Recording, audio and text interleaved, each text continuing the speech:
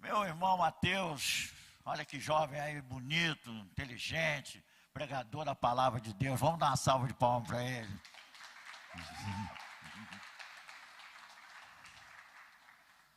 Vamos orar por ele também? Vamos. Estenda suas mãos aqui. Pai amado, Pai querido, olha o teu servo, Senhor. Olha o teu servo que está se dispondo, Senhor Jesus, a preparar, Senhor Jesus, o caminho para a salvação daqueles que ouvirem, Senhor, o que o Espírito Santo disse a ele, Pai.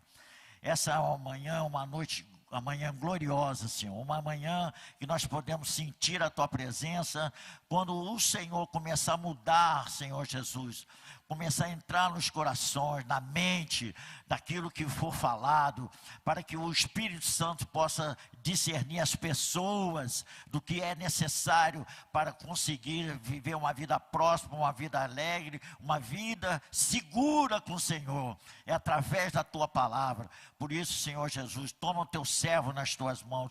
Tudo que o Espírito Santo falou a ele, que ele possa agora com muita propriedade falar para a Tua igreja, Pai, em nome de Jesus, porque não é o braço forte dele, mas é a mão suave do Senhor que vai trazer a palavra para nós podermos entender. Nós repreendemos todo roubador de palavra, todo espírito de confusão nas mentes, nós repreendemos pelo poder que é no nome de Jesus, e entregamos a vida do Teu servo, entregamos a vida dos que vão ouvir, para a honra e a glória do Teu nome. Oramos agradecidos em nome de Jesus. Deus te abençoe, meu querido. Vai na paz. Bom dia, Gileade, Macaé, tudo bem? Aleluia. Há uma glória sobre este lugar. Todo lugar é apenas um lugar, até que a presença de Deus se faça neste lugar. Todo lugar é apenas mais um, até que a glória do Espírito Santo desça sobre este lugar. Você acredita nisso? Amém? Então eu queria te convidar a aplaudir o Senhor nessa manhã mais uma vez.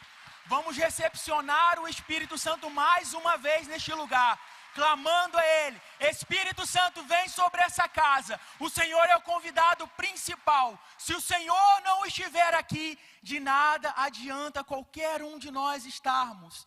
Amém?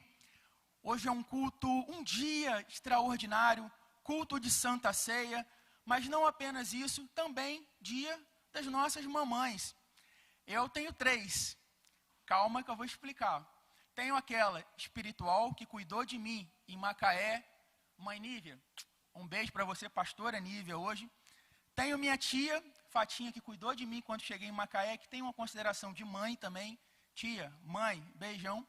E tenho a minha mamãe, que está lá em Cataguases, está longe, 240 quilômetros mais ou menos, mas eu tenho certeza que está lá pelo YouTube e está assistindo. Mãe, te amo. Beijo instalado no seu coração. E as nossas mamães daqui, por favor, fiquem de pé. Vamos fazer uma homenagem a vocês de forma bem breve. Por favor, sem timidez. Mãe é um ser tão especial que quando Deus foi falar sobre o seu próprio amor, lá em Isaías 49:15, Ele comparou ao amor de uma mãe. Ele vai falar que ainda que uma mãe que amamenta viesse a se esquecer do seu filho, Ele jamais se esqueceria. Ou seja, na hora de comparar o seu amor, o que Ele fez? Ele comparou a de uma mãe. Pai, não fiquem com ciúmes. Nesse momento a homenagem é para as mamães. E eu queria pedir à igreja mais uma vez que desse uma linda salva de palmas em homenagem às nossas mamães. Amém?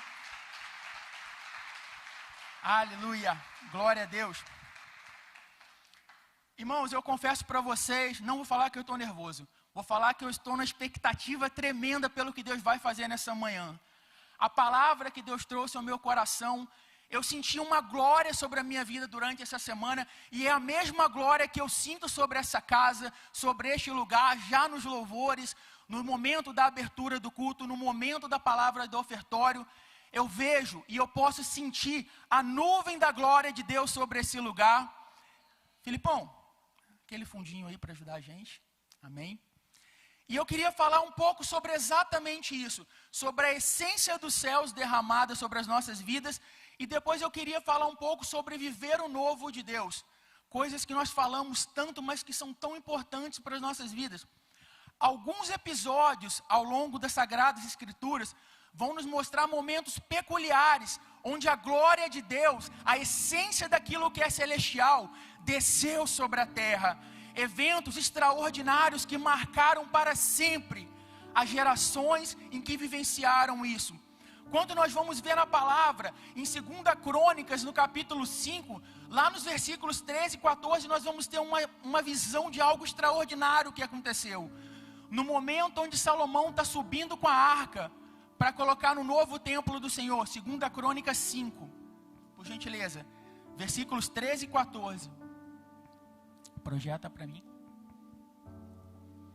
Olha o que a Bíblia vai falar. E quando em uníssono, ao mesmo tempo, tocaram as trombetas e cantaram para se fazerem ouvir, para louvar e dar graças ao Senhor. E quando levantaram eles a voz com trombetas, símbolos e outros instrumentos musicais para louvarem o Senhor, porque Ele é bom, porque a sua misericórdia dura para sempre.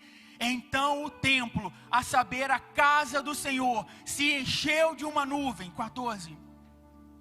De maneira que os sacerdotes não puderam permanecer ali para ministrar, por causa da nuvem, porque a glória de Deus encheu a casa, a glória do Senhor encheu a casa de Deus. Obrigado. Nesse momento, Salomão está levando a arca da presença para a casa de Deus, para o novo templo que acabava de ser construído. E agora, lá em 2 Crônicas, no capítulo 7, a gente vai ter um outro evento maravilhoso da glória de Deus derramada. 2 Crônicas 7, a partir do versículo 1. Após o capítulo 6, onde Salomão faz uma oração maravilhosa, chamando a presença de Deus sobre aquele lugar, Salomão começa a falar com o Senhor. Salomão termina de falar com o Senhor. Ele, acabando de orar, desce fogo do céu e consumiu o holocausto e os sacrifícios, e a glória do Senhor encheu o templo. Versículo 2. Os sacerdotes não podiam entrar na casa do Senhor, porque a glória do Senhor tinha enchido a casa do Senhor. Versículo 3. Todos os filhos de Israel, vendo descer o fogo e a glória do Senhor sobre o templo, se inclinaram com o rosto em terra sobre o pavimento e adoraram e louvaram o Senhor, porque Ele é bom, porque a sua misericórdia dura para sempre. Êxodo 40, lá no versículo 34 e 35. Então a nuvem cobriu a tenda do encontro e a glória do Senhor encheu o tabernáculo. 35. Moisés não podia entrar na tenda do encontro, porque a nuvem permanecia sobre ele e a glória do Senhor enchia o tabernáculo. Ei, eu tenho algo para te dizer nessa manhã. A mesma glória que encheu o tabernáculo, a mesma glória que estava naquela arca quando ela foi levada ao templo, a mesma glória, o mesmo fogo que desceu sobre o templo naquele momento, aquela nuvem maravilhosa da presença de Deus, é a presença que está aqui nesse lugar, nessa manhã, a presença que começou a ser ministrada nos louvores, nas palavras, e é a presença que está na sua vida. Se você confia, se você acredita nessa palavra, aplauda o Senhor em nome de Jesus. Aleluia, Jesus. Nós precisamos entender uma coisa, que a essência daquilo que há nos céus só é derramada sobre nossas vidas quando no nosso coração transborda a essência daquilo que é celestial. Nós precisamos entender que a essência daquilo que há nos céus só é derramada sobre as nossas vidas quando transborda dentro de nós a essência daquilo que é espiritual. E quando eu falo tanto sobre essência, talvez se tem alguma doceira aqui, alguém que trabalhe mais com parte de comida, vai saber ali a questão da essência. A essência é o concentrado de algo, é aquela parte mais iminente, concentrada ali, e que faz toda uma diferença quando aquilo passa a pertencer a um ingrediente, a uma mistura. E quando nós falamos sobre a essência dos céus, nós estamos falando sobre essa glória de Deus, que é derramada sobre as nossas vidas. Aquilo que tem de mais precioso, em que Deus, em certos eventos, ministrava naqueles momentos. Amém?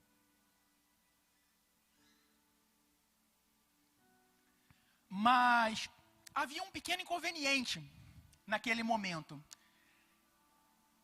Até então, no Velho Testamento, essas ministrações, elas eram apenas visitações. Essas intervenções dos céus na terra, elas se faziam com intervenções esporádicas. Olha o que Paulo vai dizer lá em Atos 17, 24. O Deus que fez o mundo e tudo que nele existe, sendo ele Senhor do céu e da terra, não habita em santuários feitos por mãos humanas. O próprio Salomão, em 2 Crônicas 6:38, vai falar exatamente sobre isso. 2 Crônicas 6:38. E eles se converteram. E eles se converterem de todo o teu coração, de toda a tua alma. 6:18, perdão.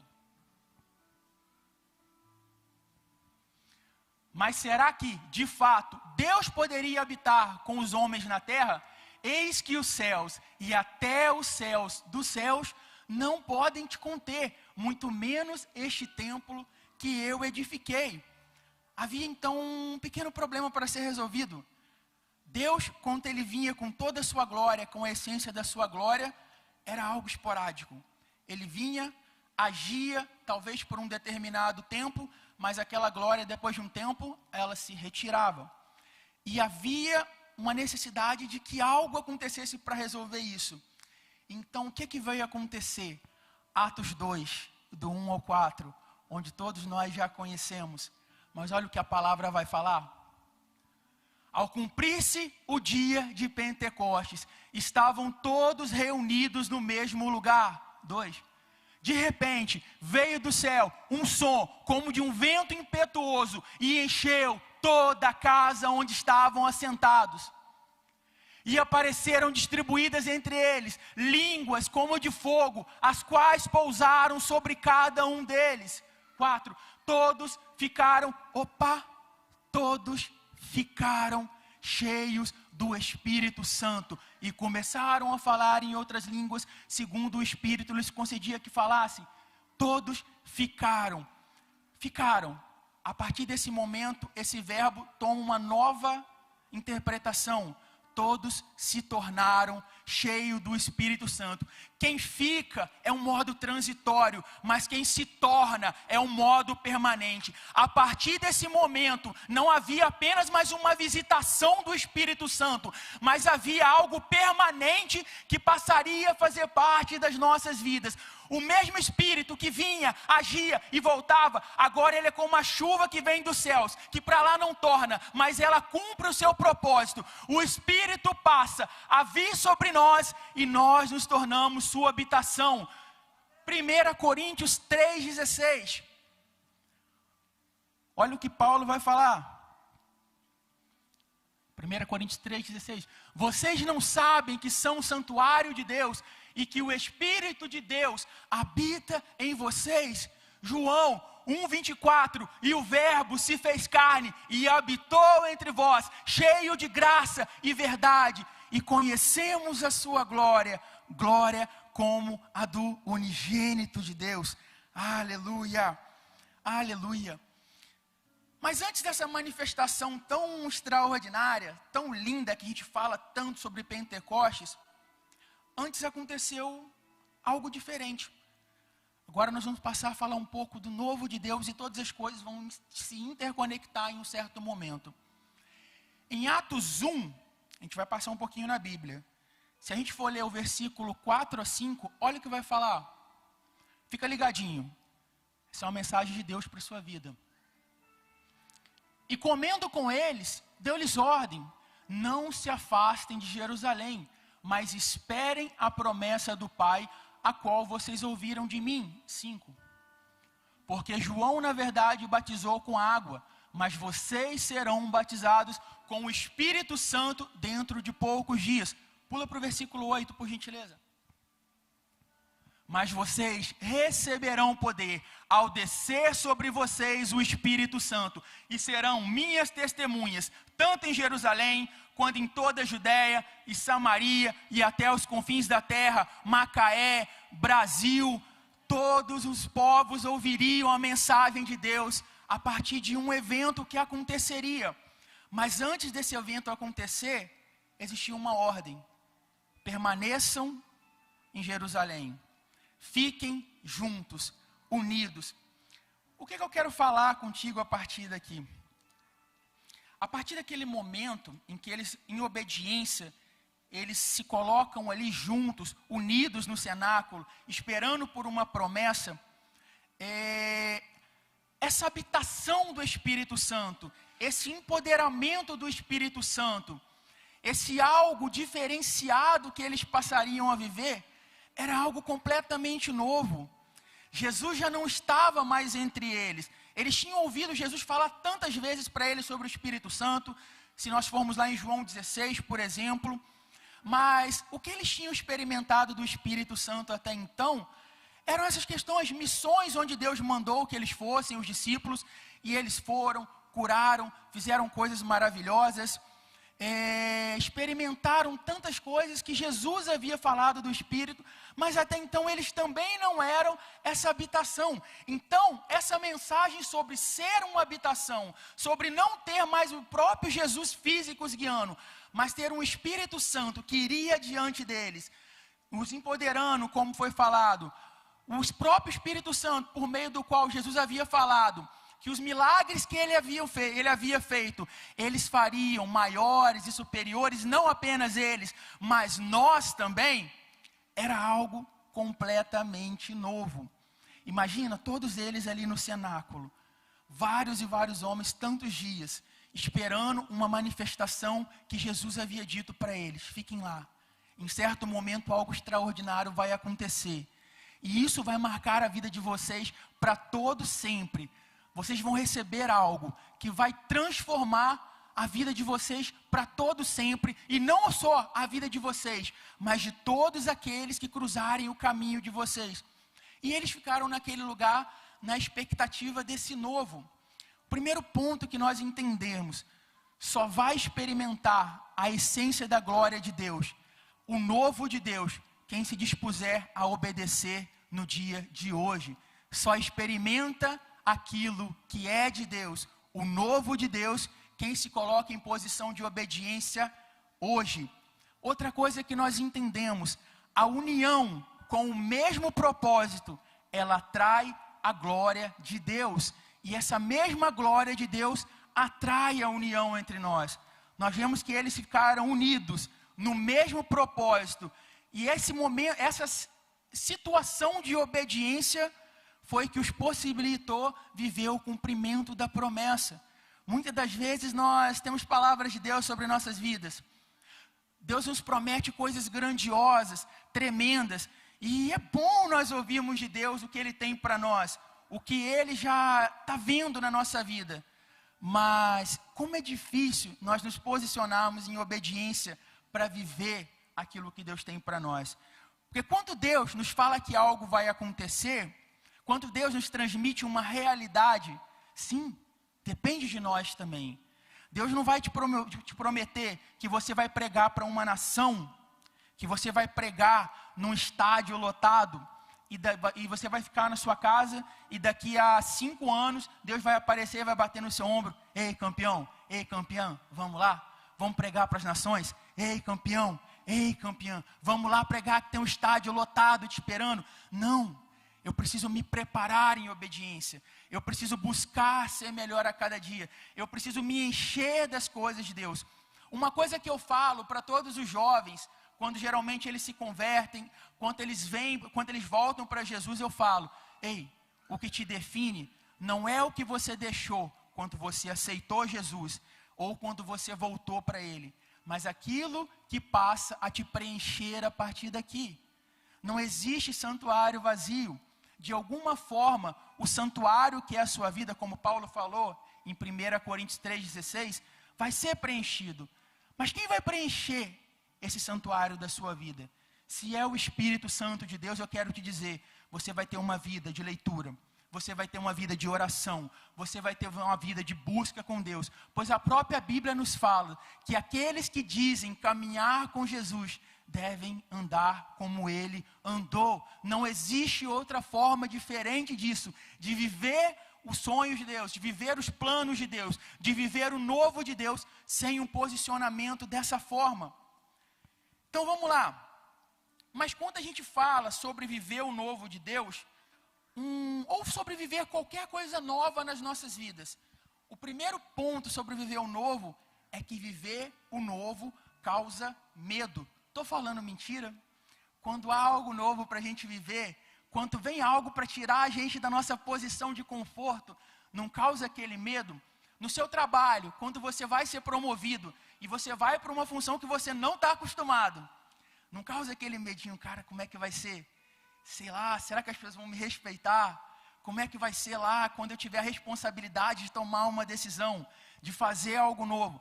Eu passei por isso recentemente, é agradável, mas causa medo. E se eu sou o único aqui, me perdoe, mas eu senti medo, mas graças a Deus deu tudo certo e tem dado tudo certo. Mas o que acontece? Esse medo, quando nós passamos por ele, esse receio daquilo que parece incerto, eu tenho uma palavra de Deus para a sua vida. Aquilo que pode ser desconhecido para você, se vier de Deus, jamais será incerto. Aquilo que vem de Deus, aquilo que para você parece desconhecido, se vier de Deus, de maneira alguma será incerto. Você recebe essa palavra? Amém? Glória a Deus. Adora o Senhor, irmão. Tira um momentinho agora, comece a falar palavras de amor para Deus. Comece a dizer que você o ama, que você o adora. O nosso Deus é um Deus que ama ser adorado, que ama ser entronizado em meio ao seu povo, que nós gostamos de ouvir um eu te amo, eu gosto muito de você. O nosso Deus não é diferente. Adora Ele. Oh Pai, que presença majestosa nessa manhã. Onde o Senhor está, Pai, o ambiente é diferente, as coisas se fazem novas, por isso te amamos, Pai, Tu és um Deus inexplicável, e esse amor nos constrange, Pai, a cada dia. Ah, Jesus, Tu és maravilhoso, glória a Deus.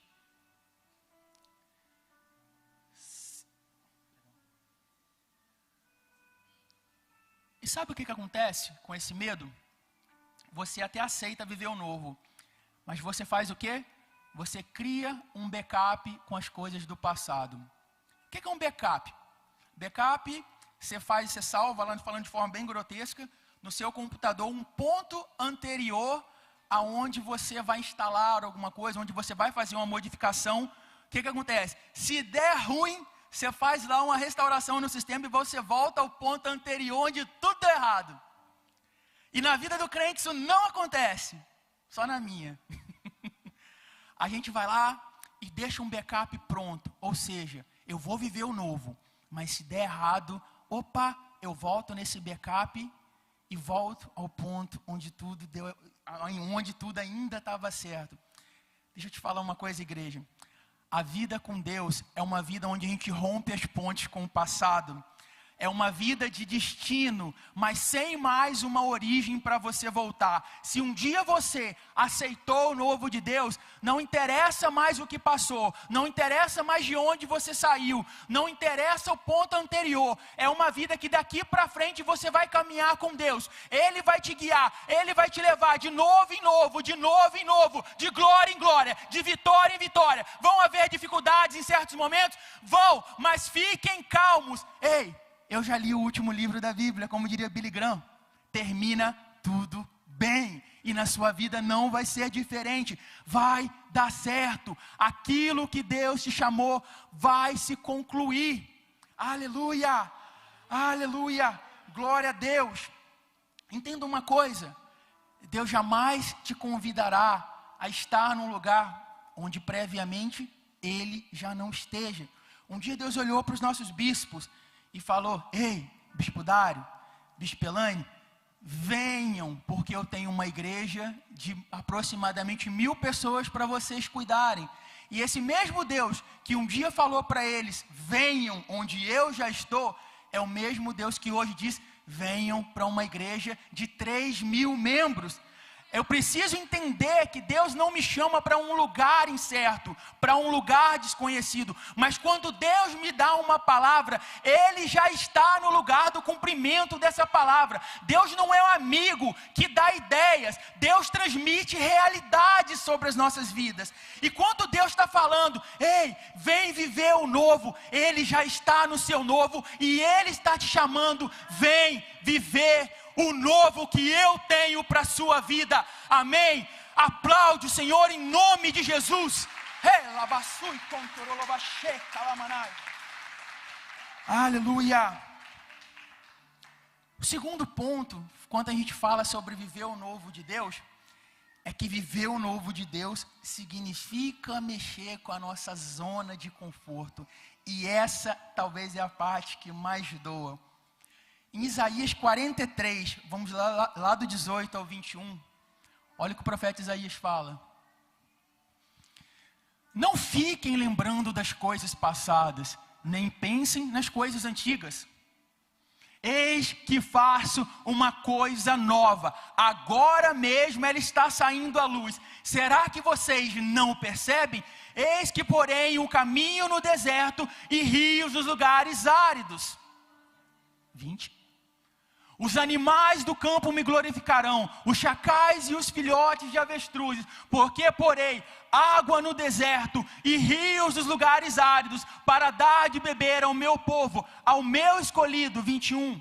Aleluia. A este povo que formei para mim, para celebrar o meu louvor. Aleluia. Uma coisa que nós precisamos entender, de tantas, né? É que viver, a nossa disposição em viver o novo de Deus, ela não pode ser condicionada a esperar dele que ele edifique o novo sobre a nossa bagunça. Nós não podemos condicionar viver o novo de Deus a ele edificar esse novo sobre a nossa vida bagunçada. E quantas das vezes nós queremos exatamente isso de Deus? Nós queremos que Deus edifique o novo sobre as nossas vidas, mas nós não queremos que Ele mexa sobre certas áreas da nossa vida, sobre nossas bagunças. Senhor, o Senhor pode fazer o novo. Amém, eu permito. Mas toca nessa área, mas nessa não. Toca no meu orgulho, toca nas minhas relações familiares, mas não toca nas minhas finanças, como foi falado, quanto é difícil vencer a parte das finanças. Ou talvez você não tenha problema algum com a parte das finanças. Senhor, pode tocar nas minhas finanças, pode tocar nessa área, mas Senhor, não toca naquilo que eu vejo no meu computador, não toca naquilo que eu vejo no meu celular, não toca naquilo que eu faço quando ninguém vê. É mentira que a gente não faz isso? A gente dá a possibilidade para Deus tocar em certas áreas, mas não em outras. Amém? Eu quero te dizer uma coisa, Deus, Ele não vai edificar um puxadinho sobre a sua bagunça para edificar o novo. Mas Deus, quando Ele for edificar o novo sobre a sua vida, Ele vai mexer na sua bagunça. Ele vai arrastar móveis do lugar. Ele vai movimentar aquelas áreas da minha e da sua vida que nós não queríamos que Ele movimentasse. Mas viver o novo de Deus é tudo ou nada. Entendeu? Ele vai movimentar. E quando Ele movimentar, vai levantar poeira, vai expor áreas que estavam escondidas há tanto tempo e que nós não queríamos de forma alguma que ninguém tivesse acesso a elas. Deixa eu contar um testemunho para vocês, não é um testemunho. E antes que vocês joguem a Bíblia na minha cabeça, vocês vão entender. Antes de eu mudar para o meu apartamento, aliás, quando eu estava mudando da minha casa anterior para o apartamento que hoje eu moro, eu tinha um péssimo hábito. Eu sou uma pessoa muito organizada, mas eu era aquela pessoa que varria ao redor dos móveis e odiava mover os móveis para varrer debaixo deles. Ainda não gosto muito, mas hoje contrato uma diarista geralmente para fazer. Mas quando eu fui mudar, quando a gente muda, não tem como. Você tem que mover os móveis de lugar, afinal você vai levá-los para outros lugares. E naquele momento, quando eu tive que mover a cama, quando eu tive que mover o guarda-roupa, eu me assustei em quanta sujeira havia debaixo deles. Havia muita coisa ali que eu nem imaginava que estava ali debaixo. É vergonhoso, mas aconteceu. Então vamos lá. Sabe o que é engraçado? Quem é dono de casa, dona de casa, ou quem ajuda em casa, sabe que qualquer ventinho que bate, quando tem poeira em algum lugar, o que essa poeira faz? Sobe. Poeira faz bem? De maneira alguma. Ou seja, eu convivia tanto tempo com algo que me fazia mal. E eu sequer sabia, ou se sabia, preferia me omitir. E é exatamente o que acontece sobre as nossas vidas. Nós queremos que Deus esteja edificando ao redor dessas coisas que nos fazem mal. E essa poeira espiritual ao longo do tempo vai nos deixando incapacitados de viver o novo de Deus. Vai nos prostrando. Muitas das vezes nós temos ficado doentes pela poeira. E espiritualmente é a mesma coisa. Essa poeira espiritual, daquilo que nós não queremos movimentar e daquilo que nós não queremos que até Deus movimente, nos deixa doentes, nos incapacita a viver o novo de Deus. E para viver esse novo, vai ser necessário que nós permitamos a Deus que Ele movimente essas coisas de lugar, que Ele tire aquilo que é necessário, que Ele mude de lugar o que for conveniente a Ele, e só então nós estaremos aptos a viver esse novo de Deus. Mas quando a gente fala muito sobre o novo, tem uma pergunta que não quer calar. E se tudo parecer dar errado? A gente tem que pensar em tudo.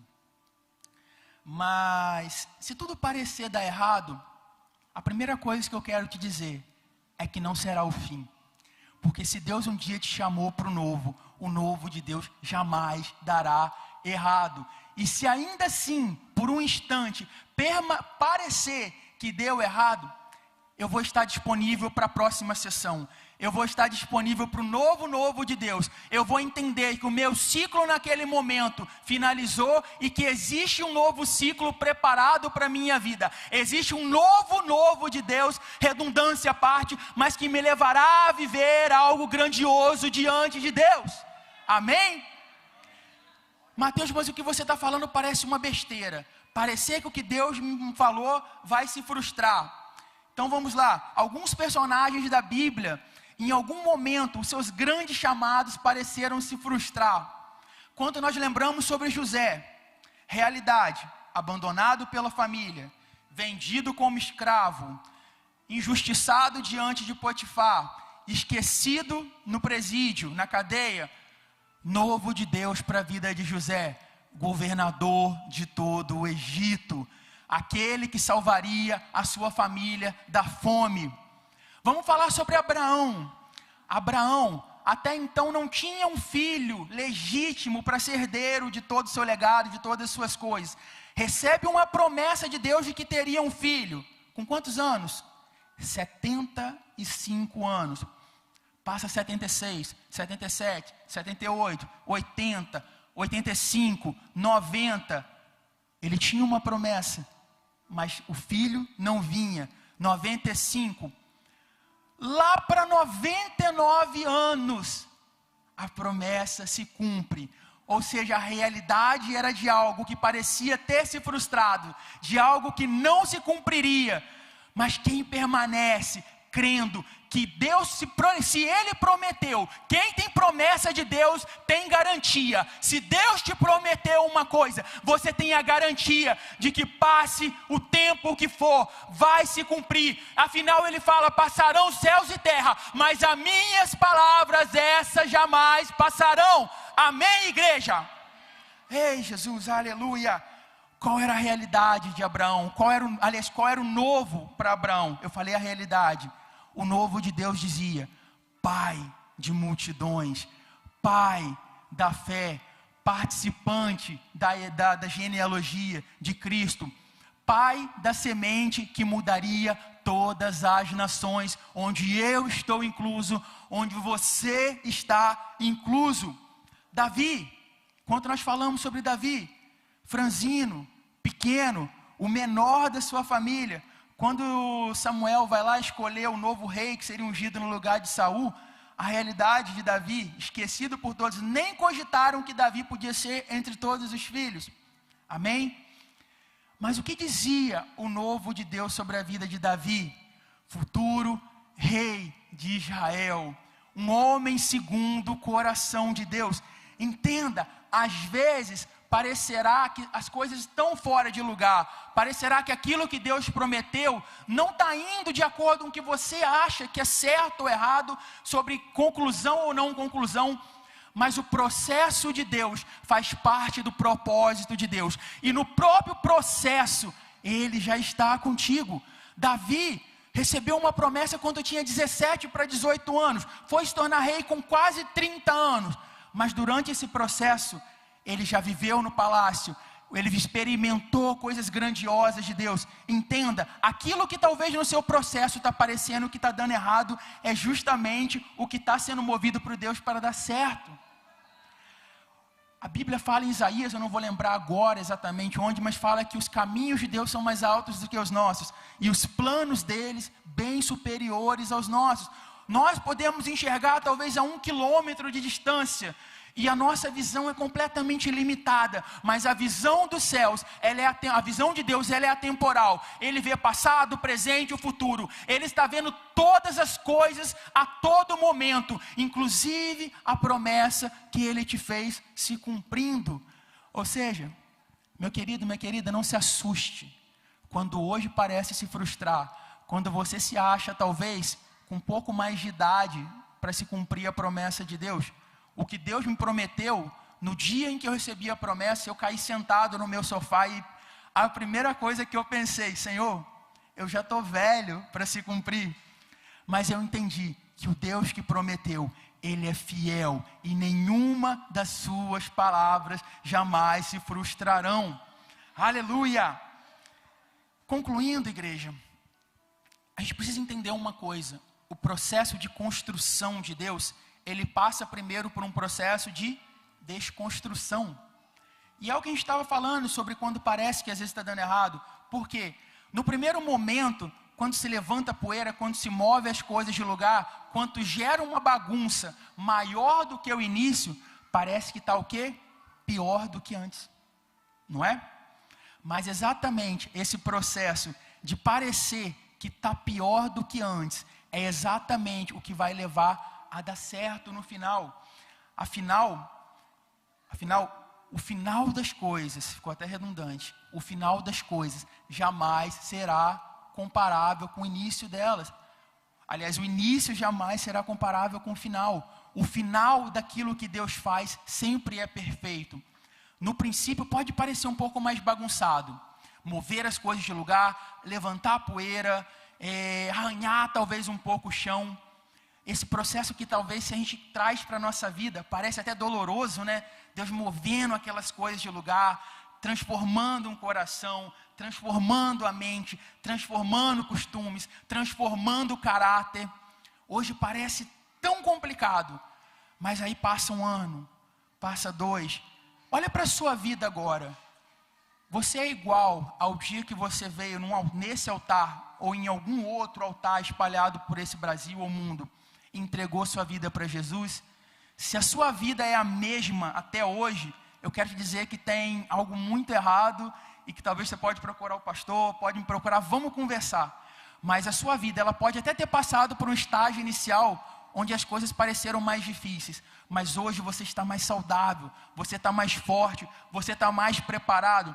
Lembra de Caleb, depois de tudo lá que aconteceu na Terra Prometida, ele chega diante de Josué e fala, 40 anos se passaram, hoje eu já tenho 80 anos, mas a minha força, ela permanece a mesma para entrar em batalha, para conquistar, e a terra que Caleb recebe, ele teve que realmente lutar para conquistar. Entenda, podem se passar os anos, mas se você entregou a sua vida para Deus, o seu estágio final sempre será muito superior do que o inicial. Amém?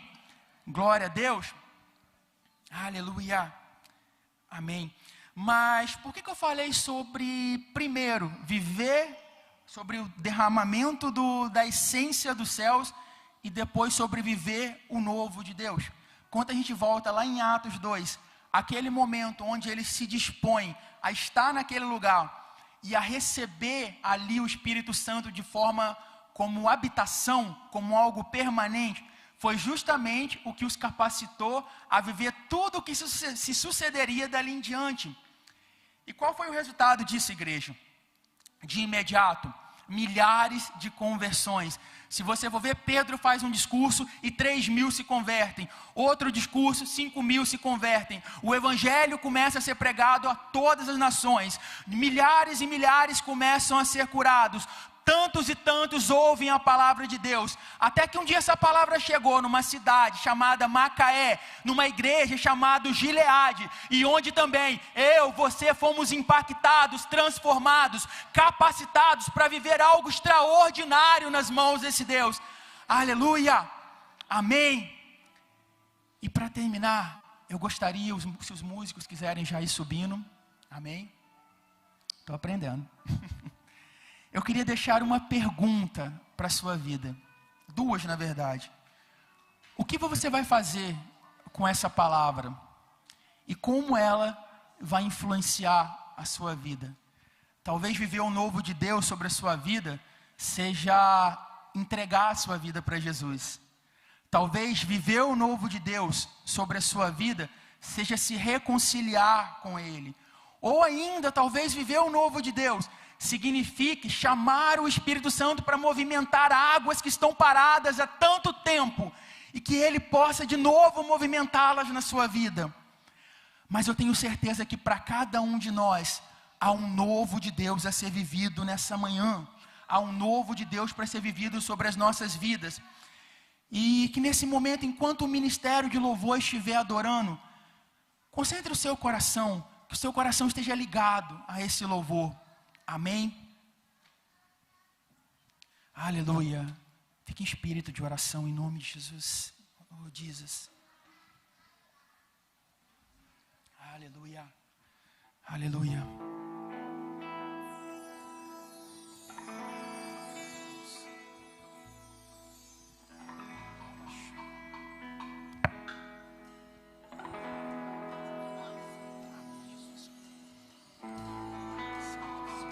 Leva-me além a todas as alturas, onde ouço a tua voz, fala de tua justiça pela minha vida.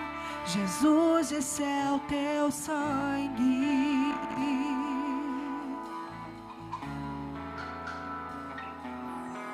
Tua cruz mostra a tua graça, fala do amor do Pai, que prepara para nós um caminho para Ele, onde eu posso me achegar somente pelo sangue.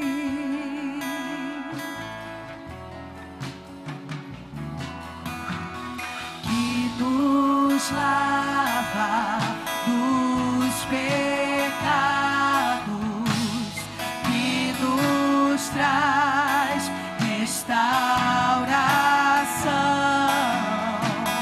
Nada além do sangue, nada além do sangue de Jesus.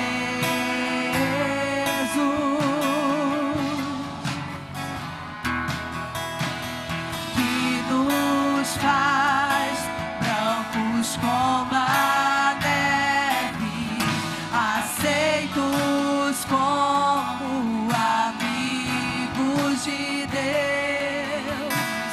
Nada além do sangue, nada além do sangue de Jesus.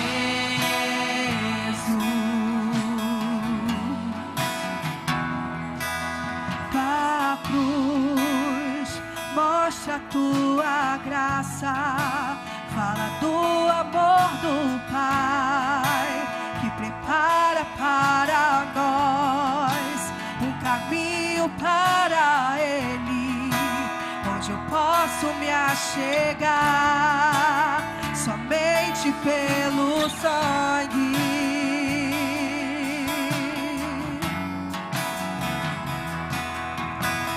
que nos lava dos pecados,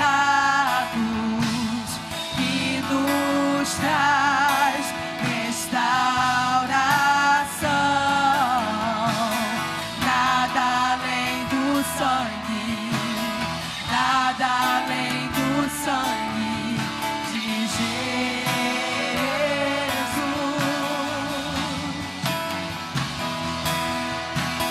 que nos faz brancos como a neve, aceitos como amigos de Deus. Nada além do sangue, nada além do sangue de Jesus.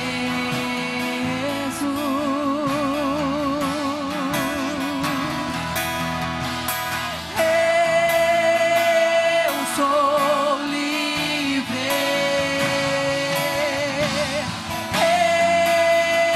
Eu sou livre.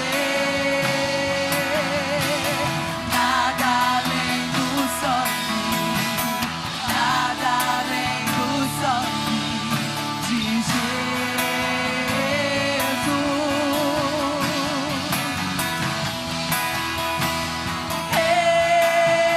Eu sou livre. Eu sou livre. Nada além do sangue, nada além do sangue de Jesus. Nada além do sangue de Jesus. Nada além do sangue de Jesus. Sangue que purifica, sangue que nos reme de todo pecado, sangue que nos faz alvos como a neve. Talvez você entrou aqui nessa noite, você ouviu essa palavra e o novo de Deus para a sua vida nesse momento seja aceitá-lo como seu único e suficiente Salvador. Eis que a oportunidade está nesse lugar. Ou talvez você que um dia esteve nos caminhos do Senhor, que recebeu promessas maravilhosas deste Deus, que Deus falou que através de você faria grandes coisas por essa cidade, por esse mundo, pelas pessoas do seu trabalho. Talvez Deus te deu promessas de que você faria parte de um ministério de louvor. Talvez que Deus falou que levantaria de você um missionário, um pastor, mas você se desviou, você se distanciou dos caminhos de Deus. Eis a oportunidade diante de todos vocês, porque todo aquele que me confessar diante dos homens, Jesus disse, eu confessarei diante do Pai.